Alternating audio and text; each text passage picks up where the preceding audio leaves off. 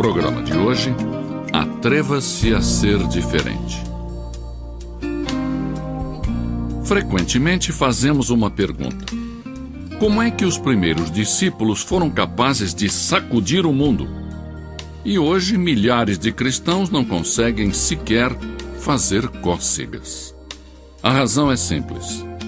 Eles não haviam moldado a sua fé aos hábitos do mundo de então. Eram possuidores da verdade e sua fé não fazia concessão de princípios. Martinho Lutero, perante a grande convenção de sua época, declarou: "Aqui estou, e que Deus me ajude. Não posso proceder de outro modo."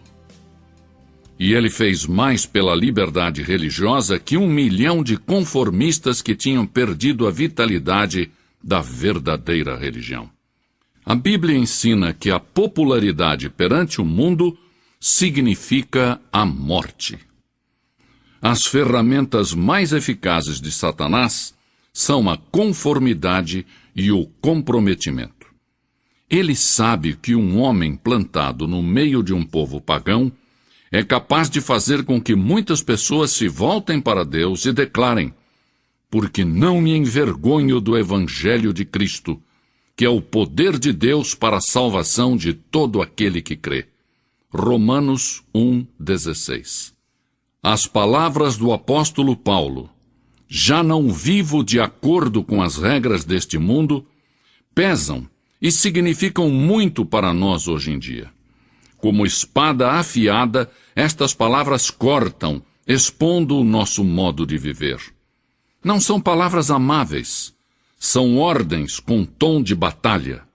Separam os débeis dos fortes.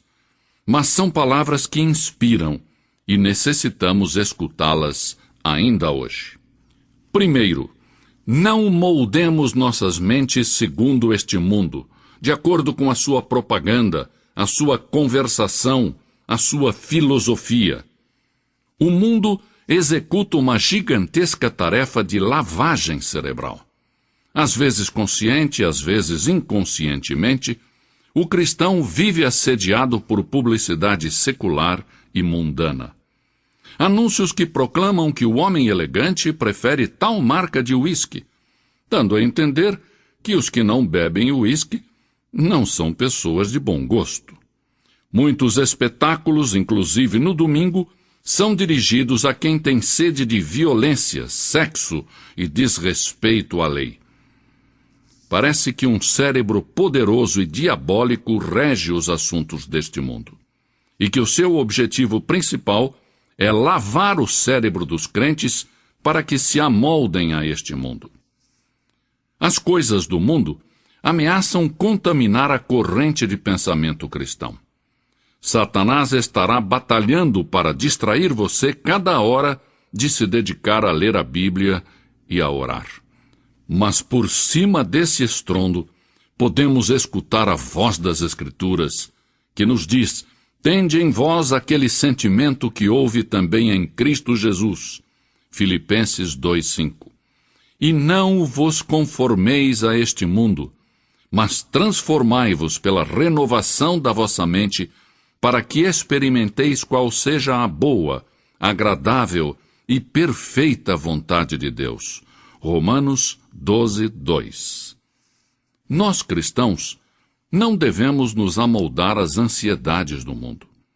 Há muitos cristãos que torcem as mãos dizendo: "Que desastre este mundo!" A Bíblia nos diz que o mundo e seus desejos passarão, e que ele perecerá num cataclismo de julgamento. Nós, cristãos, devemos ser luz no meio das trevas. E a nossa vida deve mostrar tranquilidade, paz e gozo no meio da frustração, da confusão e da desesperança. Em segundo lugar, não devemos nos amoldar a um mundo no físico. Este nosso corpo está destinado a ser templo do Espírito Santo. Não devemos nos prostrar perante os templos de Baal. Devemos apresentá-lo completo a Deus, como sacrifício vivo. O nosso vestir, as nossas atitudes e os nossos atos devem ser todos para a honra e a glória de Cristo. O propósito de Deus para nós é que nos amoldemos à imagem do seu Filho.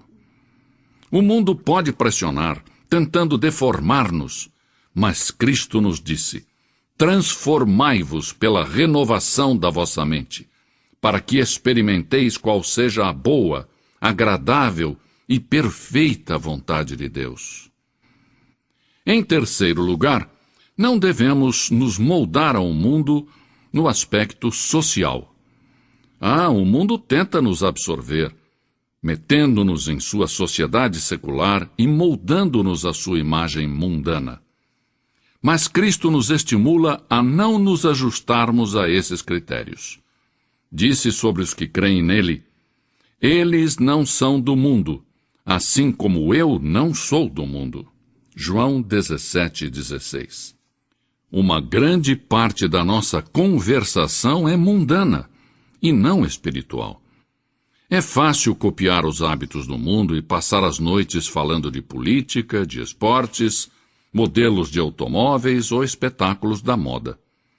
Muitas vezes, esquecemos que acerca da santa conversação devemos edificar-nos uns aos outros e que devemos ocupar-nos das coisas celestiais e não exclusivamente das terrestres.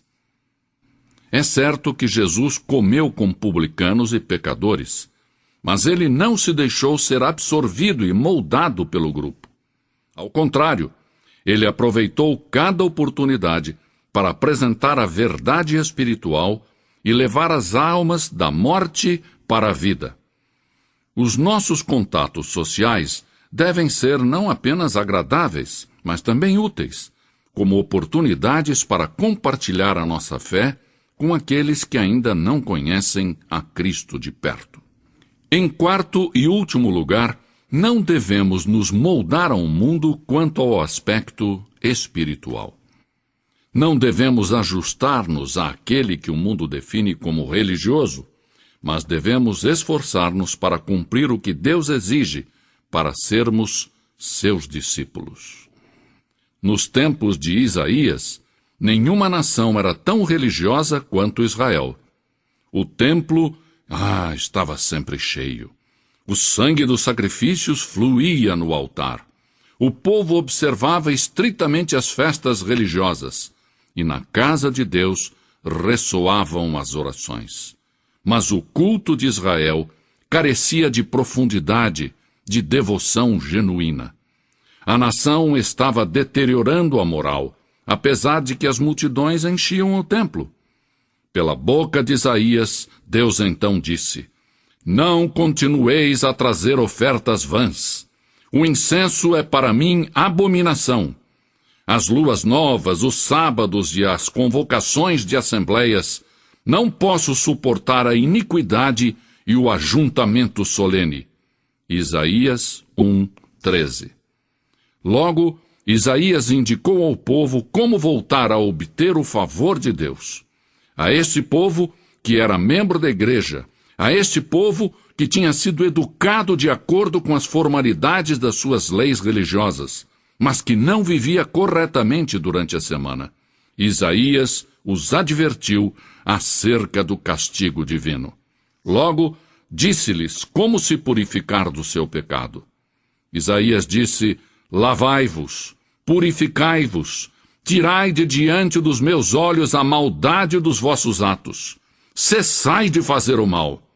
Vinde, pois, e arrazoemos, diz o Senhor. Ainda que os vossos pecados são como a escarlata, eles se tornarão brancos como a neve. Ainda que são vermelhos como o carmesim, tornar-se-ão como a lã branca. Isaías 1:16, 18. Há milhares de pessoas que não se entregam a Jesus Cristo porque se moldaram ao mundo. Temem ser chamados de fanáticos ou de puritanos. Mas o cristão verdadeiro não é conformista.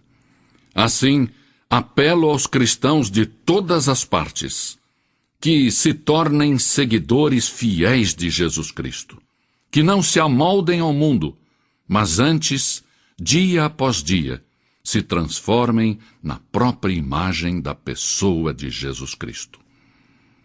E você? Você que está ouvindo este programa e ainda não conhece a Jesus de perto.